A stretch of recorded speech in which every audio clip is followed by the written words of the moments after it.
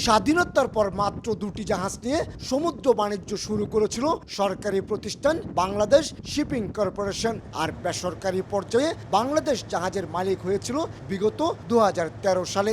এর মধ্যে মাত্র 12 বছরে বাংলাদেশি মালিকানাধীন পণ্যবাহী মাদার ভেসেল রয়েছে 102টি।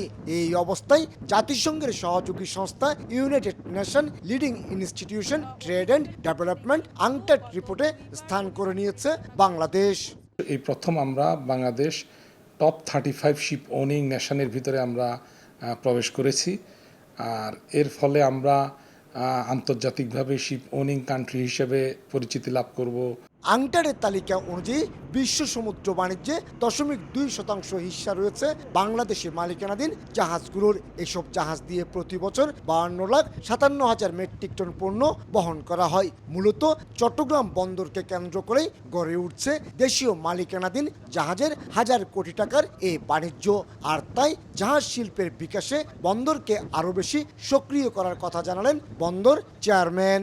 ট্রেড রুট ডাইভার্সিটি হবে এবং এর সাথে আপনার কার্গোর ফ্লোটাও বেড়ে যাবে এবং গ্লোবালি আমাদের যে কানেক্টিভিটি সেখানে কিন্তু আমরা খুব স্পিডি আমরা করতে পারবো, ডেলিভারি দিতে পারবো। আংটারের তালিকায় স্থান পাওয়ার মাধ্যমে আন্তর্জাতিক সমুদ্র পরিবহন বাণিজ্যে এখন বাংলাদেশি মালিকদের যেমন কদর বাড়বে, তেমনি বিদেশি ব্যবসায়ীরাও বাংলাদেশি জাহাজ ভাড়া নিতে আর দ্বিধা করবে না। অবশ্য পণ্য নিয়ে আসা বাংলাদেশি পতাকাবাহী জাহাজকে অগ্রাধিকার ভিত্তিতে বাড়তি সুবিধা দিতে আগে চট্টগ্রাম বন্দরে ফ্ল্যাগ ভেসেল নীতিমালা কার্যকর রেখেছে। বর্তমানে আমাদের ফ্ল্যাগশিপ বাংলাদেশের জাহাজ যারা ক্যারিয়ার আছে সেই সমস্ত জাহাজ প্রাধিকার ভিত্তিতে বন্দরে বার্থিং পায়। যদি আরও জাহাজ যুক্ত হয় সেই ক্ষেত্রে তারা আরও এই সুযোগ সুবিধা পাবে। তবে বাংলাদেশি মালিকানাধীন হলো বর্তমানে 6টি জাহাজ বাংলাদেশি পতাকার পরিবর্তে বিদেশি পতাকা নিয়ে পণ্য পরিবহন করছে বলে উল্লেখ করা হয়েছে আংটারের রিপোর্টে।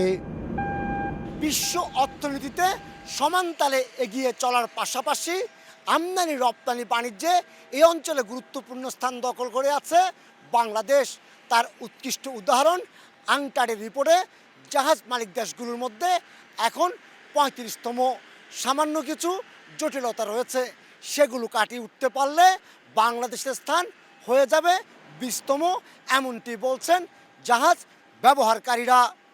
চট্টগ্রাম বন্দর থেকে কমল দে, সময় সংবাদ।